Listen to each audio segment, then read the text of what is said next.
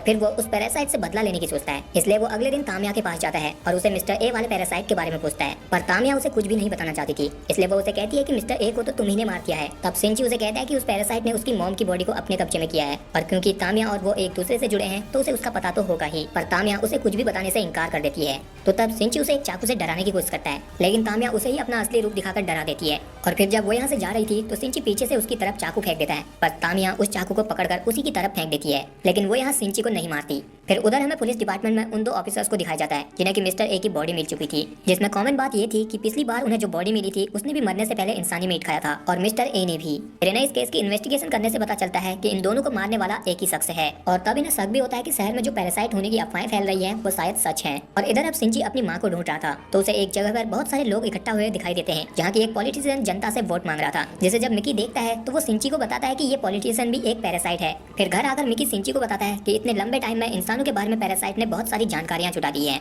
और उन्हें पता चल चुका है कि अगर वो पॉलिटिक्स में आ गए तो वो इस देश पर कब्जा कर सकते हैं। अगर इसी तरह चलता रहा तो ये पूरा देश पैरासाइट्स के कब्जे में आ जाएगा, जिस बात से मिकी भी बहुत खुश होता है। पर तभी यहाँ पर वो दो ऑफिसर सिंची के घर आ जाते हैं, क्योंकि उन्हें शक होता है कि पिछले उन दोनों मर्डर्स में सिंची का हाथ हो सकता है। लेकिन यहाँ सिंची उन्हें मिकी की मदद से काफी होशियारी से जवाब देता है, और फिर वो ऑफिसर यहाँ से चले जाते हैं। इसके बाद अगले दिन सिंची जब स्कूल में सातोमी से बात कर रहा था तो यहाँ वही हाई स्कूल स्टूडेंट सिमाड़ा आता है, जैसे कि तामिया ने उस पर नजर रखने के लिए भेजा था, क्योंकि उन्हें अपने सेंसेस से पता चल गया था कि जब से मिगी ने सिंची की जान बचाई है तब से सिंची का बिहेवियर धीरे धीरे बदल रहा है, इसलिए वो कोई भी रिस्क लेना नहीं चाहते थे।